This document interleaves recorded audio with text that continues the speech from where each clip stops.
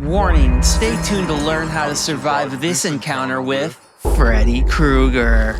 Picture this. You've just fallen asleep and found yourself in a freaky little dream or a nightmare. That's right, Freddy's coming for you. Lock your door, grab your crucifix, stay up late, and never sleep again. You'd better pay attention or you'll end up like this.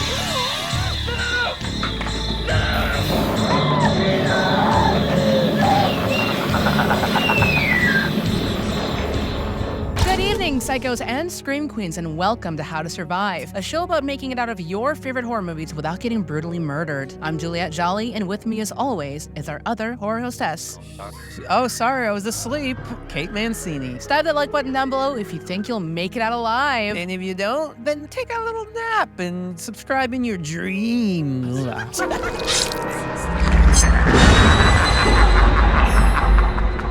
A Nightmare on Elm Street! Oh, A Nightmare on Elm Street. What do you think of A Nightmare on Elm Street? It's a really good movie. It's awesome. It's classic for a reason. Wes Craven is a maestro of horror. We of course did cover 4 of his Scream films. This is the film that really put him on the map and made him a household name in horror. And honestly, this movie is so good, you'd think it was a dream.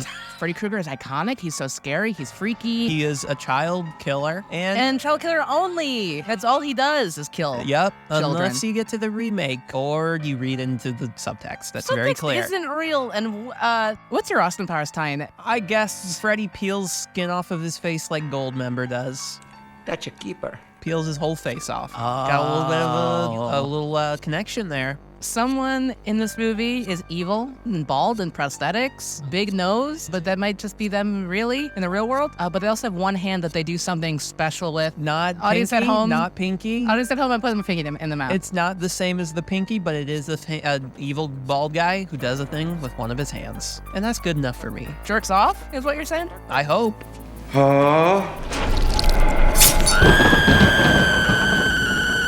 If you're new here, we have a rating system for each of our kills, from 1 to 5 bones based on how survivable they are. 1 bone, you're dead. 2 bones, you're unlikely to survive. 3 bones, it's a 50-50 chance. 4 bones, it's easy to survive with still a chance of death. And 5 bones, if you die, you're stupid and dumb and you're dumb and glad you died. What the hell? The film opens with the eerie bowels of a boiler room where a mysterious man assembles a glove tricked out with razors. Who is it? I can't tell. They made the movie too small. You said bowels? Did you mean like poop? We meet Tina Gray, played by Amanda Weiss, in a mysterious hallway with leaky pipes. Now the best place for a teenager at night. Here's where we get to hear the fantastic Nightmare on Elm Street theme for the first time. Composed by Charles Bernstein, who would later work with Craven on his 1986 film, Deadly Friend. Someone's really craving Tina's attention. Ooh. Wes, perhaps?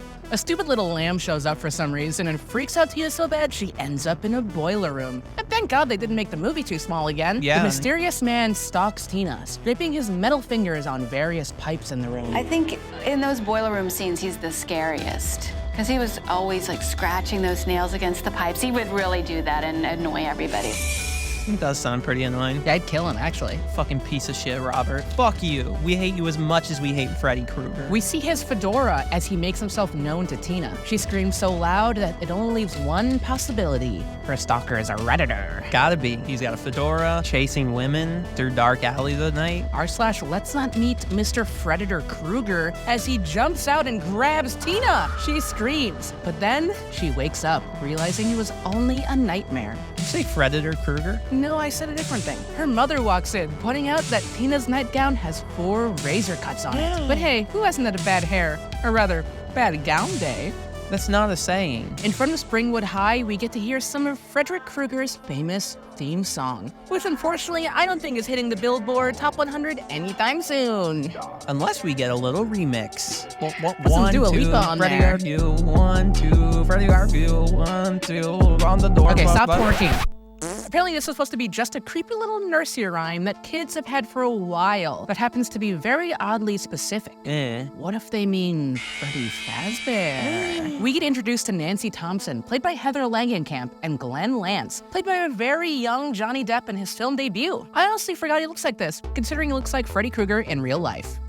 Also, viewers at home, we do need your help. We both think that Heather Langenkamp looks like someone, and we have no idea who she looks like. Every time we watch this movie, we have a debate Who Who does she look like? Who does she look like? Even when we were watching we New think Nightmare, there's who does she like look like? an actress from like the 90s or 80s that she like Or even really... the 2000s. I think it's 80s Or or even 90s. recently. I think it might be we're just thinking of her. Let us know who she Let us know. reminds Let us of. let us know. As Tina mentions her nightmares, we get introduced to her boyfriend Rod Lane, played by Sue Garcia, who very excitedly tells everyone about the status of his penis this morning. I had a hard-on this morning when I woke up, Tina. Had your name written all over it. We also learn that canonically, Rod, tragically, does have a tiny little dingus. There's 4 letters in my name, Rod. How could there be room on your joint for 4 letters?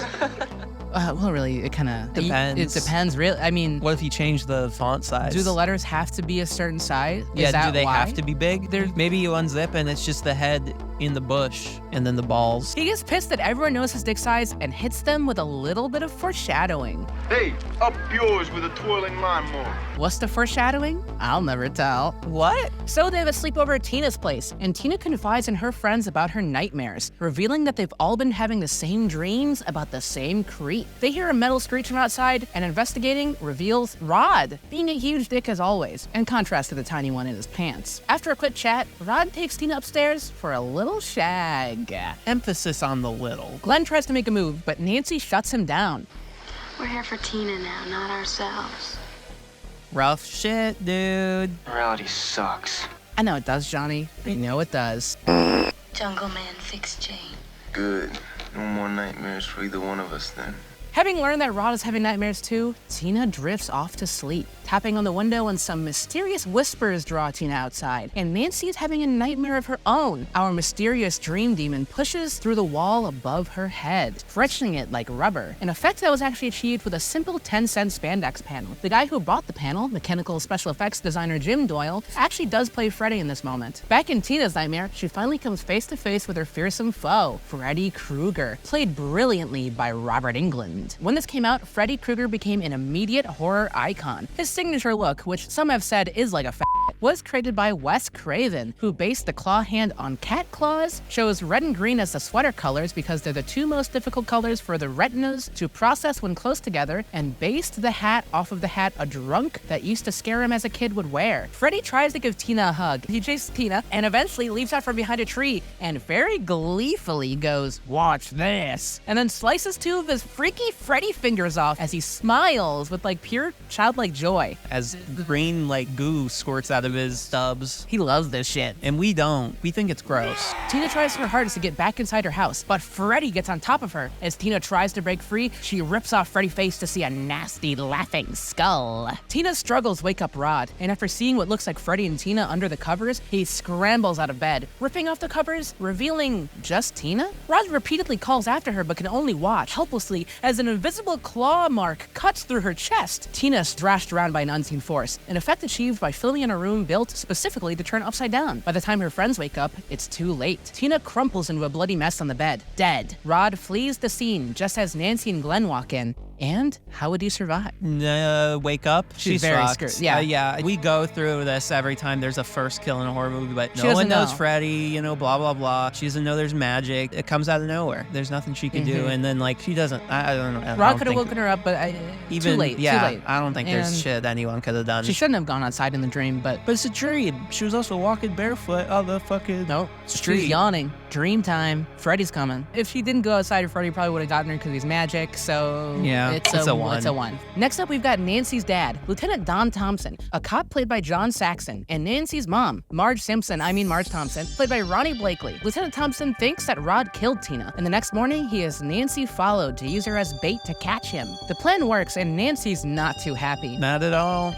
You used me. What the hell were you doing going to school today for anyway? Nancy doesn't think Rod killed Tina and has a sneaking suspicion that something is up. She falls asleep in school. No judgment, Nancy. We've all been there. And ends up seeing Tina's body bag. Following it causes her to bump into a girl with a very familiar sense of fashion. But that's no girl. That's a man. Freddy Krueger, the man to be precise. Nancy makes her way down to the spooky boiler room where Freddy attacks her. Just before he can get her, she burns her arm on one of the pipes. And a burn mark on her arm when she wakes up? Check. Nancy's got the hint. This dream dude means business. Nancy leaves school to check in on Rod, who tells her he couldn't see who killed Tina. Nancy believes him. Back at 1428 Elm Street, Nancy takes a bath. And fun fact, the name Elm Street was chosen because it was the name of the main street in the town that Wes Craven used to teach in. And it was also the street that John F. Kennedy was shot on. Really? Yes. Nancy falls asleep in the tub. Oh. A clawed hand comes up out of the water and inches its way towards her. This was shot in a real tub with the bottom taken out. Mechanical special effects designer Jim Doyle plays Freddy again, having to sit in the hole and carefully move the actually sharp glove between Heather Langenkamp's legs. Nancy's mom knocks on the bedroom door and calls out, waking Nancy up and causing the hand to go back into the tub, saving Nancy's life, little does she know. But as she falls back asleep, she nearly gets drowned by the Dream Man. Hey. This was shot in a pool with a black tarp on top, shrouding the edges in darkness. The crew wore scuba gear, and Wes Craven said that this was so dangerous that they all genuinely thought they were going to die. Nancy's mother helps her out of the tub, and later that night, Nancy watches some Evil Dead to stay awake. This is a reference that Wes Craven put in to acknowledge the Easter egg that Sam Raimi put into The Evil Dead, a poster for Wes's earlier film, The Hills Have Eyes, which was meant to be a jab at Wes. Raimi said, "There's a torn-up poster of Jaws in The Hills Have Eyes, so I thought it would be funny to tear up the Hills Have Eyes poster into pieces and put it in The Evil Dead to tell Wes, no, this is the real horror, pal." This is Wes Craven's jab back, because eagle-eyed viewers will notice that not only is Nancy repeatedly nodding off watching it, but she also just straight up turns it off. Brutal. Get his ass. Raimi would respond by putting Freddy's glove in the fruit cellar in Evil Dead 2, but Wes's response was another jab at Raimi. Oh shit. In Scream, the Evil Dead is proposed as an option at Randy's party, and everyone chooses to watch Halloween instead. Damn. Sam is trying to like keep the peace. He's like, all right, I'll put your glove in the background. Wes is like, fuck you, I still hate you and you're a piece of shit. And they don't want to watch your movie We at did my cover party. some less mean-spirited Evil Dead Elm Street references in our last video, How to Survive Evil Dead Rise, so check that one out. Yeah, but I like the talk shit ones. He's being fucking sassy. I like the nice ones. Wes is being a sassy gay guy. Wes is not gay. He is a gay man. He was craving a man's balls. Okay, well, Let me look it up.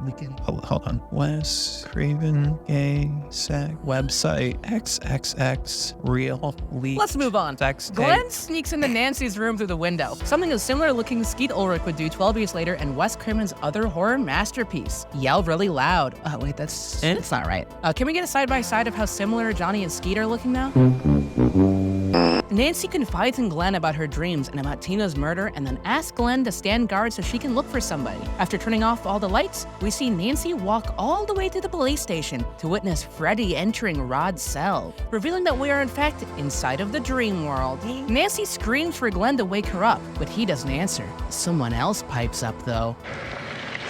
He chases Nancy back to her house. She locks him out, but gets stuck going up the stairs, which have now turned into squishy marshmallows. Freddy jumps out at her and almost gets her, as her alarm wakes her up. She scolds Glenn for falling asleep and calls him a shit, and then hurries him out as Marge barges into the room. Nancy assures her it was just a dream, and Marge replies, "All me." Both Nancy and Glenn run to the police station, begging them to check in on Rod. The police stall, but Nancy convinces her father to let them see Rod, but it's too late. Tina's bad boy boyfriend meets a sticky end at the invisible hands of Freddy. Sticky as in Freddy really sticks it to him. Freddy has, from inside the dream world, puppeted Rod's bedsheets to hang him. A tragic end for a tragic man with a tragically tiny penis. On the bright side, he does get a sweet levitation act before he goes.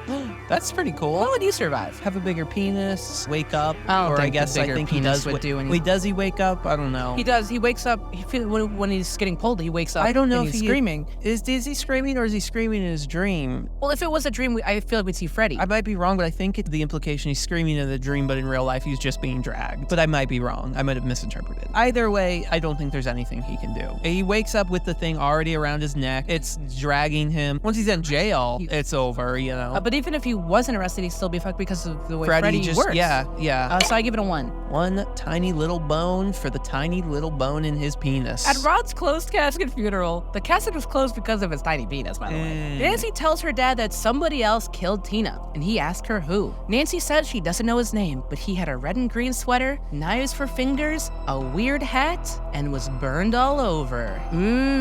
Crisp creepy. Just how I like him. From the look on Lieutenant Thompson's face, that's how he likes him too, because he knows exactly who Nancy's talking about. Nancy's parents suddenly rush her into the car, and her mom says she's gonna get Nancy some help. Marge Simpson takes her daughter to the Katja Institute so they can examine her dreams. She's reluctant to fall asleep, but eventually agrees to go along with the test. As she falls asleep, the professionals and her mother examine her dream data, but she starts to freak out. According to the doctors, her dream levels are off the charts. As they would say in the Dragon Ball, it's over 1,000. Close. They all rush in to wake her up, but when she wakes up, she has bloody knife marks on her arm, but that's not all.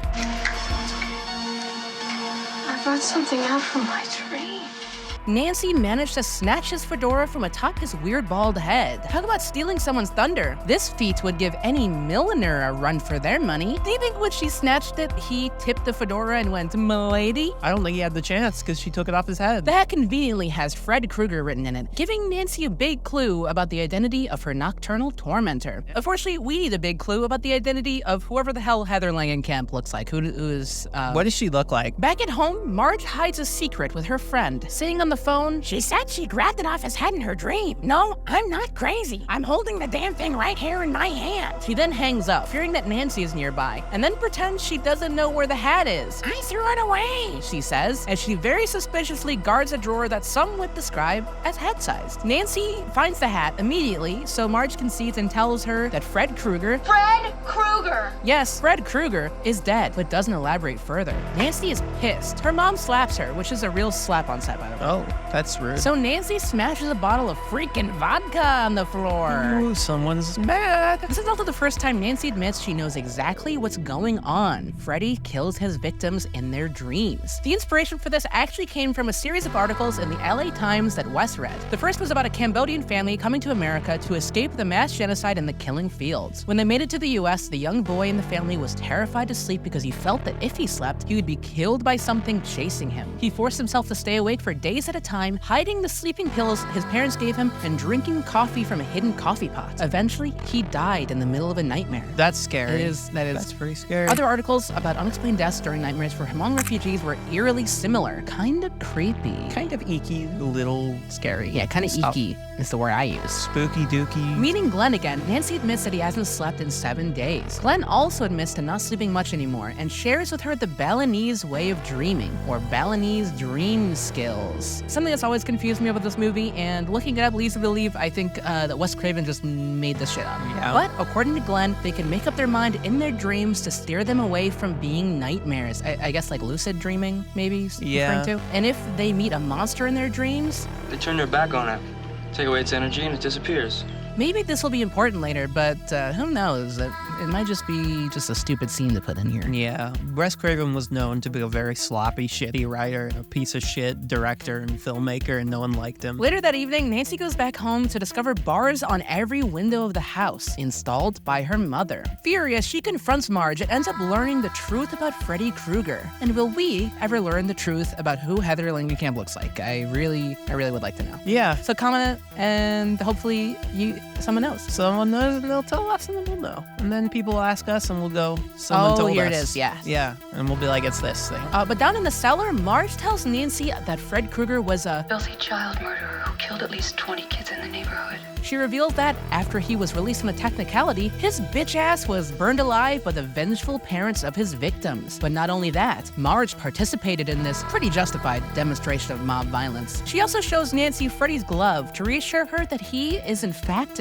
dead. And honestly, it's very weird of her to keep that. It is weird. I would get rid of it. Nancy calls Glenn and tells him that he knows who the killer is, and asks him to wake her up in 20 minutes so she can bring Freddy out of the dream world and into the real world, just like they had earlier, and they can beat this dream demon's ass back to hell. Nancy tells Glenn not to fall asleep, and then hangs up to do the very same thing herself. What a fucking hypocrite piece of dog shit! Just kidding, it's a trick. Oh, okay. I thought she was a hypocrite piece of shit liar. Nancy tries to call and warn Glenn about Freddy, but Glenn's dad blocks her, saying she's crazy and doesn't want Glenn around her anymore. Big mistake pops. The phone rings and Nancy picks it up, thinking it could be Glenn, but instead hears screeching. She frantically yanks the phone, snapping the wire on accident, but it still rings. She picks it up and hears a much less sexy voice than Glenn's. Heather wanted to eventually take that thing home and But that was a little strange. At this point, things start to get a lot more nightmarish. I'm a little frightened. Nancy tries to flee her home and wake up Glenn, but the door is locked, and Nancy's mom drunkenly says she doesn't even have the key. Nancy's plan is in shambles, and Glenn is about as useful as a chocolate teapot. The guy falls asleep and gets sucked into a bed blender. He enters Freddy's hole, and Freddy makes him squirt. For the record, I did not write that one. Let the record and this show is when Rod's foreshadowing finally pays off. Freddy really went up his with a twirling lawnmower. Oh, that must have been what happened. This effect was achieved using 220 gallons of fake blood in the same room they built for Tina's death. And it was actually inspired by The Shining. How would you survive? I would not fall asleep. Yeah, I not think. fall asleep. She tells you not to fall asleep. Yes. And you know people are dying and they're yeah, don't fall asleep. But also, like, you can't stop yourself from. And also, he does think she's a little crazy. That's true. And I would also true. think she's a little... That Balinese dream thing, that's textbook, like, I need this person to just shut the fuck up. Yes. He's also a little bit of a misogynist. Yeah. His mom comes in, says what's he watching. He's like, yeah, I'm watching Miss Big Boobs Out And then she's America. like, well, how are you going to hear what she's going to say? He goes, why would I want Why to? would I want to hear that? Why would I want to hear a just woman see your fucking ass and titties and fucking whack it? I just want to fucking crank my little penis. I just want to take him to court. It's a one. I think it's a one. I mean, like, I guess he doesn't listen and all that stuff, but whatever. It's Freddy. Yeah. It's magic. With Glenn gone, Nancy, heartbroken and exhausted, decides to confront Krueger alone. She watches Lieutenant Thompson and some other cops arrive at the gruesome scene, and then calls him to say that she's gonna go get Freddy and to wake her up in 20 minutes. He humors her for the sake of getting her some sleep, but also instructs the worst deputy of all time to watch the house. Nancy starts to Home Alone the shit out of the house in preparation for Freddy's gross ass, booby traps and all. Now alone, Nancy puts her alcoholic mother to sleep, but not before Marge apologizes for not telling Nancy about Freddy sooner, not realizing how much she needed to know. You face things. That's your nature. That's your gift. But sometime you have to turn away, too. Nancy sets her watch, says a prayer, and drifts off to find Freddy. In her dream, she walks around her own house, going downstairs and eventually entering the cellar, where she finds her mom's Freddy memorabilia. That glove from earlier is missing. No. As she goes deeper into the cellar, she finds herself in Freddy's creepy boiler room lair, which was shot in the basement of Lincoln Heights Jail in Los Angeles, a location that was condemned shortly after production wraps due to high levels of asbestos. The crew had no idea, which was really crazy because they did shoot multiple scenes in there. Nancy tries to find Freddy, even calling out his name. Walking around a damn boiler room for a guy named Freddy? Sounds like a good weekend to me. Does it now? Say yes, agree and move on. I agree. Freddy eventually reveals himself, not like that, and starts to chase her deeper down into the boiler room until she jumps over a railing, which sends her back to her front yard? What? Nancy is pissed. She's running out of time to grab Freddy. She calls out for him, and he appears in the bushes. Nancy tackles him and then wakes up. Like his ass. She looks around to find no Freddy. What a horrible nightmare. Just kidding! Freddy's in the real world. Nancy throws a pot of coffee at him and then locks the dream demon in her room. She calls out for help from the police across the street. The worst deputy of all time finally gets the hint. Daddy, help me! Please! Maybe I better go tell the lieutenant. Freddy chases Nancy around the house, and the booby traps work well enough that Nancy can light him on fire and lock him in the basement. Talk about a hot pursuit, am I right? This full-body burn stunt was done by the stunt coordinator, Tony Caesar, and it was actually the longest fire burn for a film at that time. Just as Nancy rushes to the door for help, the police arrive to find that Krueger has escaped from the basement. Nancy and Dawn follow flames up the stairs into Nancy's mom's room, where they find Freddy on fire on top of Nancy's mom, missionary style. Ooh, things are getting hot and heavy, you could say. Opa, missionary style. Nancy's dad puts a blanket over the both of them, and they disappear into a dream portal on the bed, devastating them both, and probably really confusing her dad. How would you survive? Yeah. I mean, she's asleep fully. Nothing she can do. The only thing she knows is I got really drunk and fell asleep. She thinks her daughter's like crazy, having like repressed memories pop back up. That's what she thinks is happening. Yeah. She doesn't think Freddy's real, so she's like, whatever. My daughter's stuck in the house. She can't like she go has out. to fall, just she fall can't, asleep. Like, just get some sleep. Exactly. She's not gonna like sneak out and like fucking get hit by a car or something. Whatever. I'm just gonna go to sleep, and then Freddy fucks her in the ass while she's like lit on fire. It's missionary style. Oh, okay. Fucks her in the not doggy or any of the other ones. she's dead. Yeah, I mean, she could have listened to her daughter, but why would she? Why also, would she was asleep. She was asleep. Also, Freddy has magic in the real world, and also just might be a dream anyway, and also... She's fucked. So it's a 1, is what we're giving It's him. a 1. When Dawn leaves the room, Kruger rises from the bed behind Nancy. But Nancy understands that Kruger is fueled by his victim's fear. I take back every bit of energy I gave you.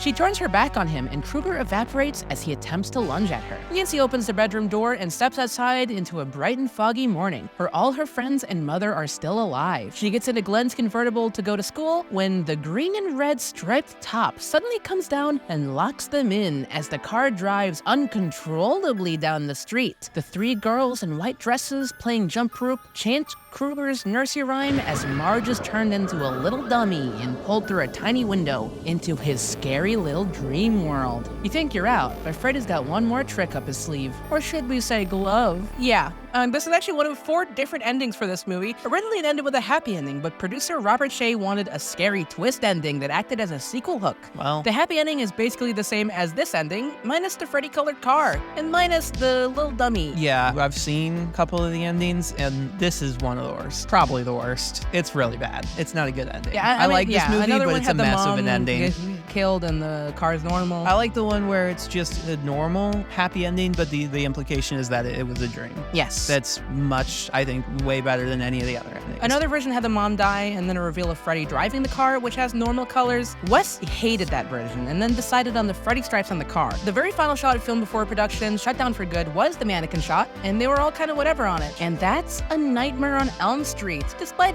maybe a little dud ending, depending on who you talk to, this movie became a cultural phenomenon in the 80s. He dresses terribly. He doesn't even have a good side. Has a terrible skin condition. You know, I like all his... Now, don't go falling asleep on me just yet. Let's get to the conclusions. Our most survivable death, I guess, is Marge Thompson. Yeah. Because she drunk it up. She could have fought Freddy with her daughter. Yeah, I mean, still pretty unsurvivable. Yeah, so most survivable. Most survivable. Our least survivable death is Tina Gray, because she's the first one to die before any Freaky Freddy stuff going on. Yeah. I mean, there was already Freaky Freddy stuff, but I mean Freaky Magic, Demon Freddy stuff. Yeah, it's the first kill. And also, yeah, that sucks for her. Anyway. I added up and averaged out all of our bones, and the average survivability of this, shocker, it's 1 bone. Yeah, you're not not getting out. You're gonna get freaking sliced out. You're done, Ookie. Freddy's gonna get you.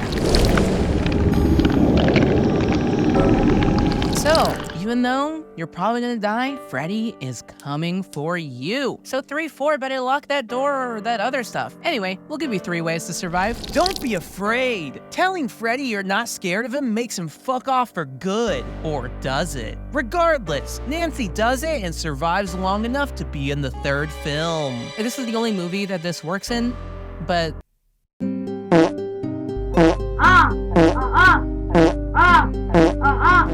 Listen to Nancy. Everyone except Tina dies because either they or the people around them don't believe Nancy. I mean, why would you? What is better to be safe than sorry? Yeah, a lot of don't fall asleeps or let me do other things because Freddy's here get ignored. Yeah, and honestly, makes sense. Yeah, it I makes wouldn't sense, listen but to also her. I feel like if you're in this world, let's say you're the dad. Okay, I'm the dad. You and your wife helped kill I'm married. helped kill Frederick Krueger Yeah. after he presumably subsexually did some fucked up molesting and child murdering, and you have skin in the game because your kid is affected. Yeah. And you are very aware of what he does. You have the glove, and then someone pops up dead same way. Glove. Marge and Don should have believed her. Yes. His name's Don? Yeah. Does he own a nightclub? We'll get into it next week. Oh, shit. Don't fall asleep. They say it in the Freddy nursery rhyme. Never sleep again. Get some caffeine or some shit and do all that stuff. I don't fucking know. Yeah, stay awake forever. I don't fucking know. You're gonna have to sleep eventually, but yeah, I mean... They say it in the rhyme. That means Tina probably isn't the first victim of Freddy if they've made this rhyme 1, 2, about... Freddy's coming for you. He's coming after you. 3, 4, lock your door. Makes sense. 5, 6, crucifix. Doesn't really apply, but whatever. 7, 8, gotta stay up late. So how late are we staying up? 9, 10, never sleep again. Oh, forever. Yeah. That's not practical. This rhyme was made by kids recently or before. Nancy says it's like the old nursery. Yeah, it seems like it's not even about Freddy. It's just like a scary, like... Oh, like it's just- Humpty Dumpty? It's like yeah. scary Humpty Dumpty. But he's also a real guy in this as well, named Freddy. Coincidence? Yeah, get some caffeine or some shit. I don't know. Go to like CVS. Have CVS. trauma that keeps you up. But do have trauma that makes you funny. I got that kind of trauma. Yeah, the trauma made me funny. The trauma made me fun. The trauma made me funny. The trauma made me funny. Okay, hold on. Why did the Joker just walk in? You merely adopted the funny trauma. I love it. I think it's funny as shit. Oh yeah. Oh. That's gonna cause so much trauma to your back, bitch. Thank you so much for watching, because another episode of How to Survive has come to a close. You survived this encounter, but to ensure you never get left on the cutting room floor, hit that subscribe button and double tap that bell button so you don't miss any future survival guides. Head over to patreon.com/thisisreallycreepy for early access and exclusive bonus content that's sure to scare. Next episode, we'll be back with A Nightmare on Elm Street Part 2, Freddy's Revenge. So make sure you tune in if you dare. And you have what it takes to survive the stomach-churning, gore-filled terror of Evil Dead Rise. There's some Nightmare on Elm Street references in it, and to find out, click the video on screen now before it's too late! Oh my gosh! You did write the Freddy's whole thing. You wrote the get sucked into Freddy's I'm hole. having a nightmare where you're saying that to me right now. This is real. This is real. Hello? Hello? Nightmare is us.